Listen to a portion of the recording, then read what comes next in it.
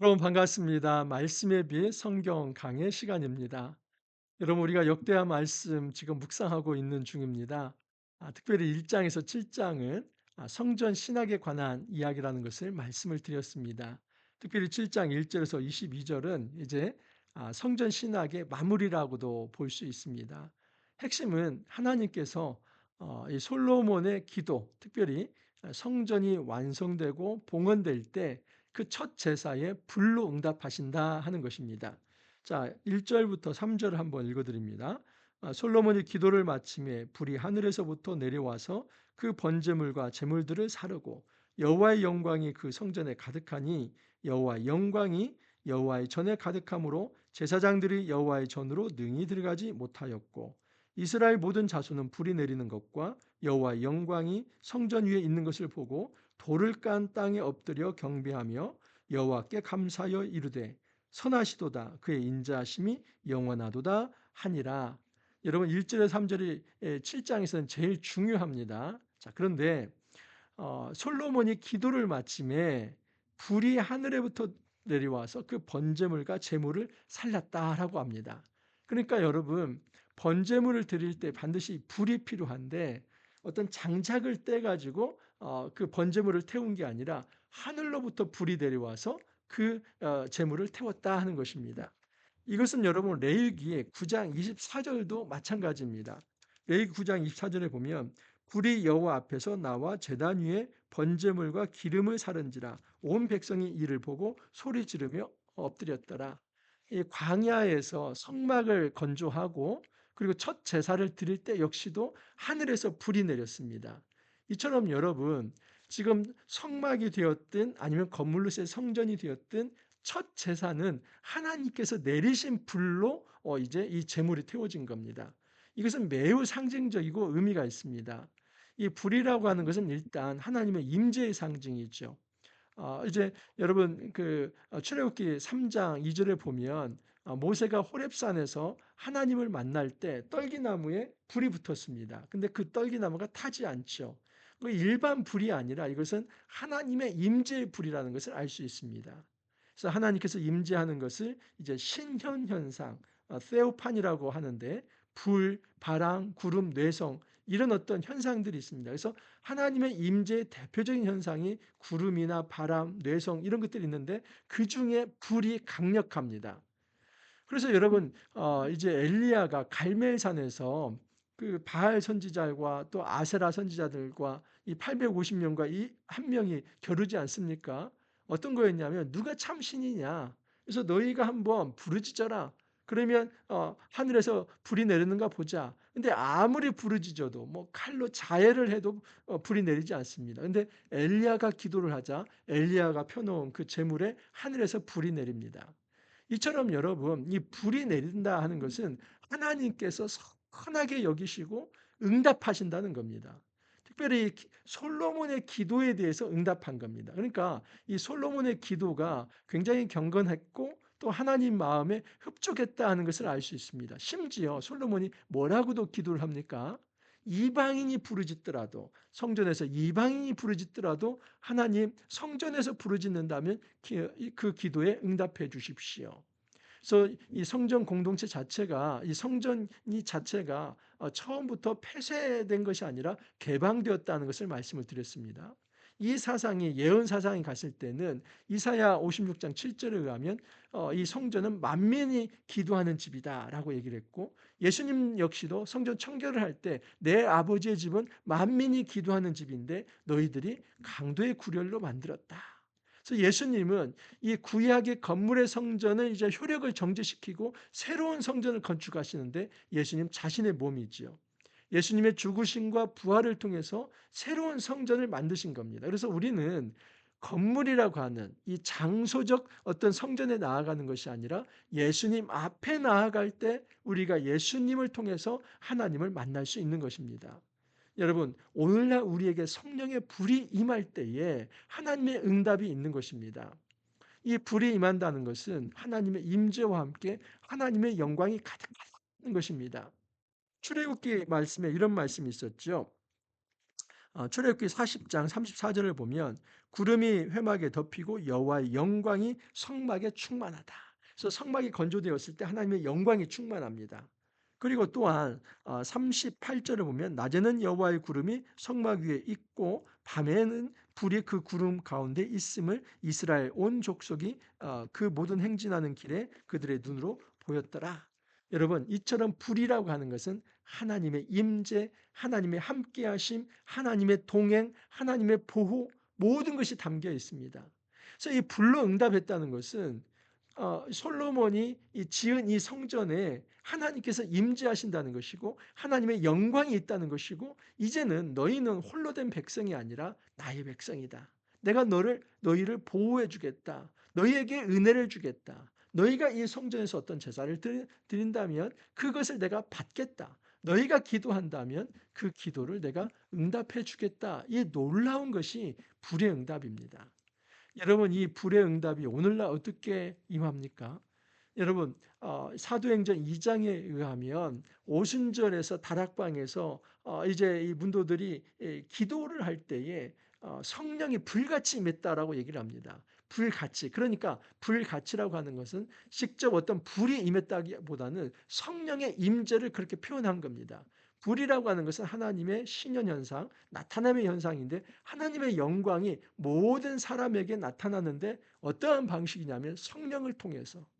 그러니까 오늘날 우리가 예배를 드릴 때에 성령이 불같이 우리에게 임하는 것이 바로 적용점입니다.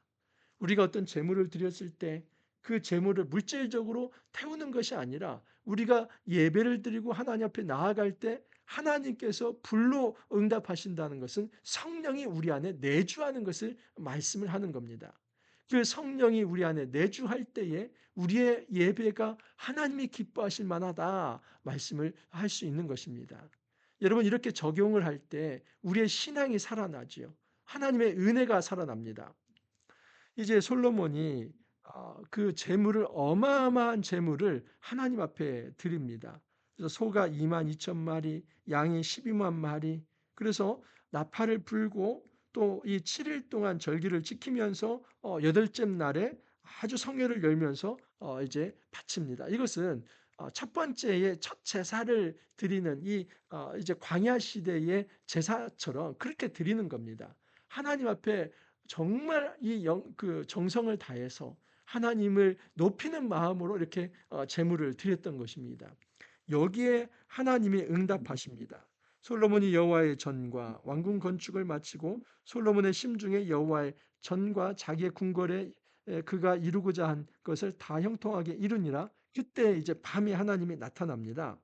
밤에 여호와께서 솔로몬에게 나타나사 그에게 이르시되 내가 이미 내 기도를 듣고 이곳을 택하여 내게 제사하는 성전을 삼았으니 혹 내가 하늘을 닫고 비를 내리지 아니하거나 혹 메뚜기들에게 토산을 먹게 하거나 혹 전염병이 내 백성 가운데 유행하게 할 때에 내 이름으로 일컫는 내 백성이 그들의 악한 길에서 떠나 스스로 낮추고 기도하여 내 얼굴을 찾으면 내가 하늘에서 듣고 그들의 죄를 사하고 그들의 땅을 고칠지라. 이것은 솔로몬의 기도를 그대로 가져온 겁니다. 솔로몬이 기도하지 않았습니까? 어떤 재앙이 있다 할지라도, 전염병이 있고 어떤 질병이 있다 할지라도, 또 대적에게 쫓기고 포로가 된다 할지라도, 심지어 이방인이 기도한다 할지라도 그곳에서 성전에서 기도한다면 하나님 응답해 주시고 고쳐 주십시오. 그 기도를 하지 않았습니까? 그 기도를 받으시면서 내가 그렇게 하겠다. 내가 너희들이 잘못할 때에 이 질병을 내리고 전염병을 돌게 하겠지만은 그때라도 기도한다면 내가 고쳐주겠다. 하나님께서 말씀을 하는 것입니다. 이제 이곳에서 하는 기도에 내가 눈을 들고 귀를 기울이리니 이는 내가 이미 이 성전을 택하고 거룩하게 하여 내 이름을 여기에 영원히 있게 하였습니다. 내 눈과 내 마음이 항상 여기에 있습니다. 우리 하나님께서 선하게 이 성전 건축에 대해서 불로 응답하시면서 너희들이 기도할 때 내가 응답하겠다 말씀을 합니다. 여러분, 기도 응답이라고 하는 것은 내 안에 성령이 거주하는, 여러분, 증거입니다. 우리가 어떤 기복주의적으로 하나님 이것을 들어주십시오. 그래서 내 마음에 흡족할 만큼 뭔가 이루어지면 그것이 기도 응답이 아니라, 사실은 우리에게 진정한 기도 응답은 내가 예수를 믿고 내 안에 성령이 살아 숨쉬는 겁니다. 우리는 여러분 자연인으로 살아가는 것 같지요. 제가 이 시간에 여러분 제가 가지고 있는 지성과 제가 가지고 있는 어떤 은사를 따라서 말씀을 전하는 것 같죠. 저는 그렇게 생각하지 않습니다. 지금 제 입술을 주장하시는 분은 성령입니다. 제가 여러분 지금 이 말씀을 전하는 이 행위 자체가 저의 의지와 저의 지성의 결과가 아니라 지금 성령은 저를 도구로 사용을 하시는 겁니다. 하나님의 불의 임재가 우리 각 사람에게 있는 것이지요. 각 사람 한 사람 한 사람이 예수를 믿는 성전이고 또한 그들이 모여서 교회 공동체가 성전입니다. 핵심은 무엇이냐면 성령이 불로 임하시는 겁니다. 우리가 눈에 보이는 어떤 물질적 불이 아니라 성령이 임하시는 것, 그것이 바로 불의 응답입니다. 그렇게 해서 성령이 내주하는 공동체가 기도할 때에 하나님께서 절대 그것을 무시하지 않습니다. 여러분, 우리가 기억해야 할 것은 내가 바라는 어떤 야망을 털어놓고 그것을 하나님께서 이루어 주시면 된다 이런 방식이 아니라 더 중요한 것은 기도 응답은 내 안에 성령의 임재이다.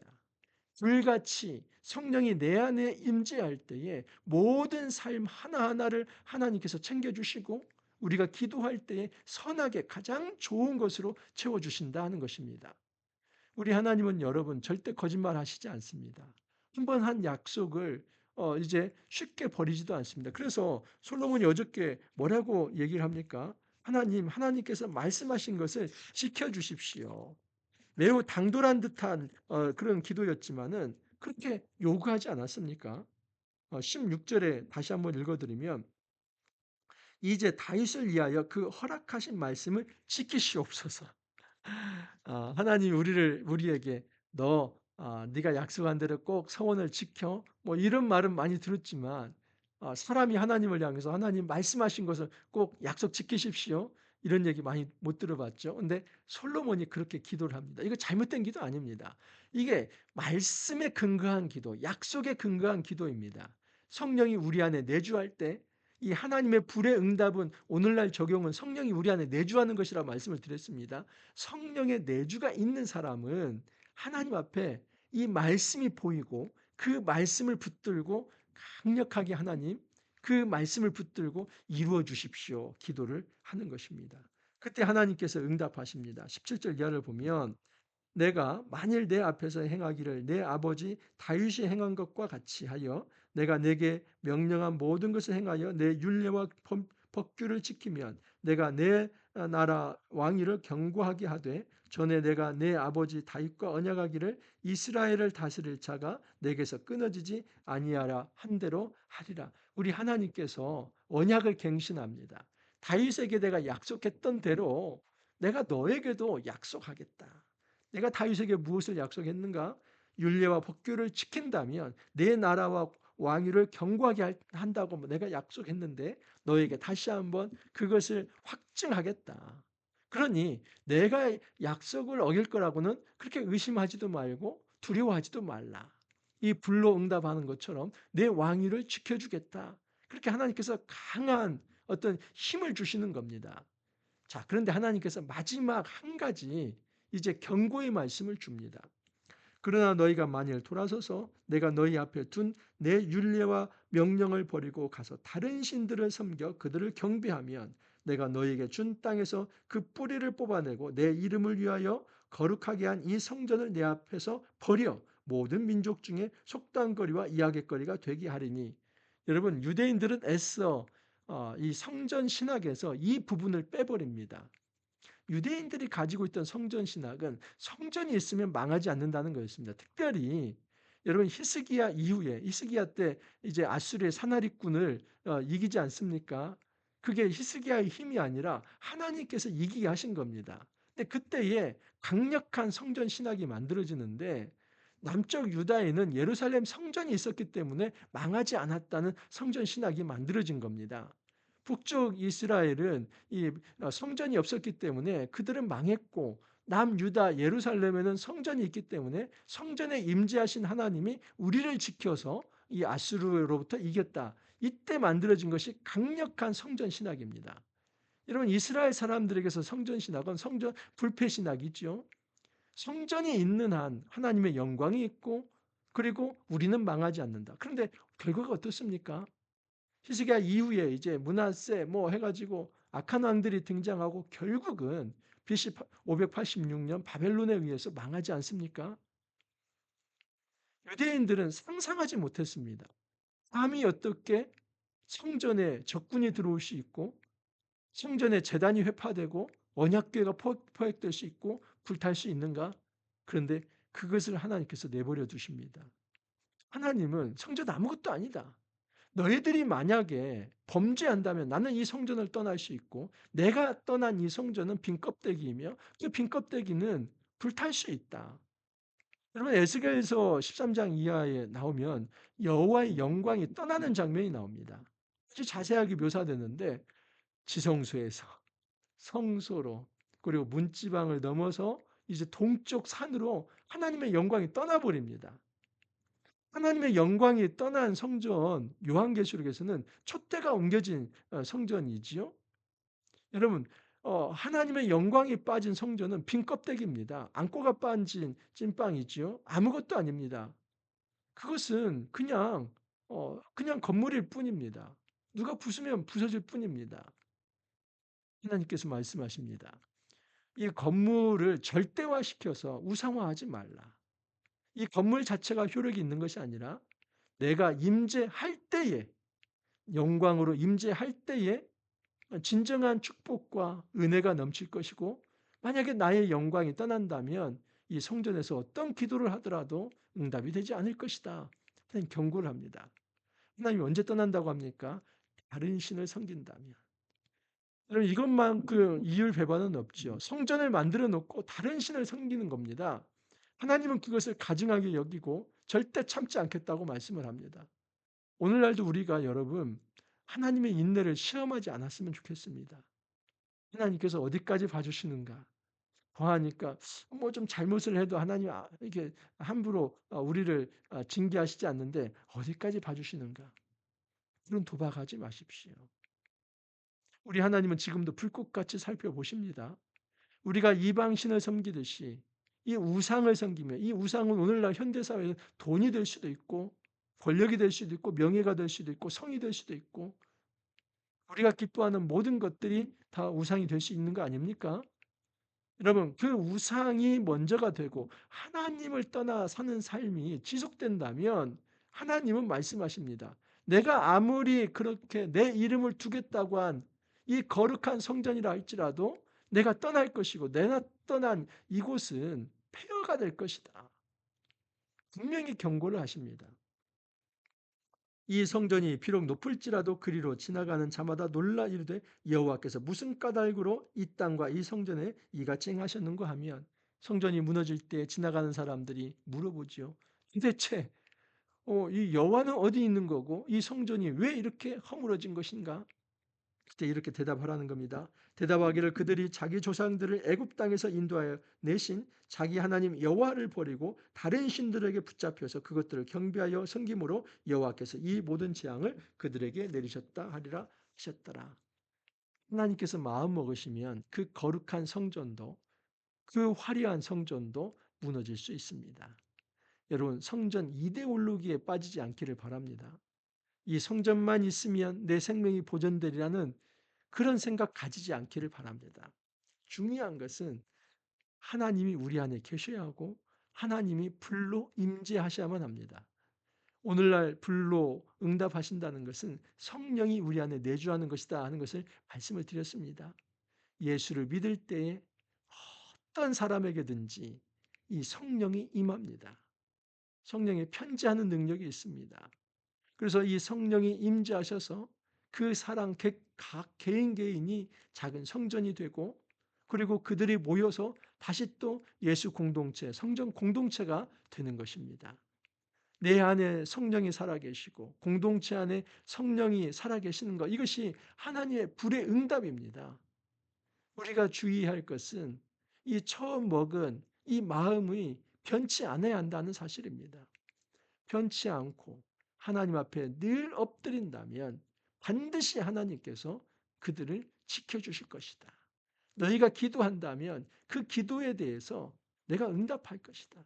심지어 너희들이 좀 어긋나고 실수해 가지고 넘어진다 할지라도 너희가 하나님 앞에 기도한다면 내가 용서해 주고 다시 너희들을 받아줄 것이다. 그렇게 약속을 합니다.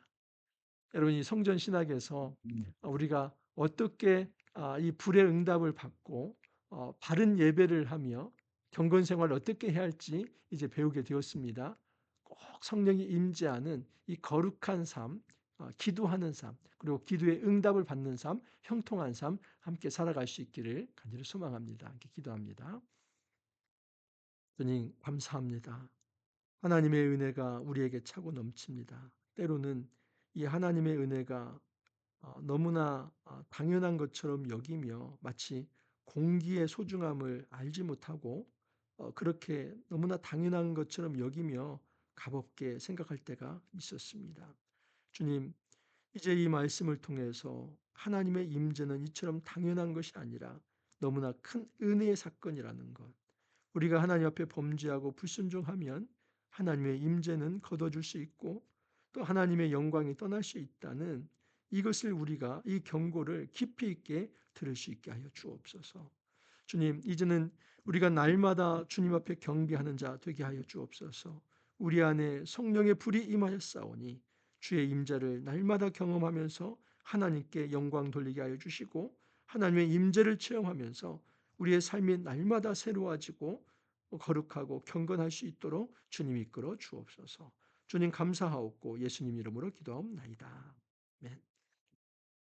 성전 신학 이제 어느 정도 마무리되는데 성전 신학만 제대로 마무리한다 하더라도 우리의 예배와 경건의 삶, 또 이 거룩한 삶이 아마 새롭게 변혁되리라 생각을 합니다. 여러분, 성전 신학은 매우 중요하니까 한 번씩 다시 한번 돌려보면서 우리가 이 성전 신학을 잘 정리할 수 있기를 바랍니다. 오늘 하루도 여러분 화이팅 하시고 내일 또 찾아뵙도록 하겠습니다. 감사합니다.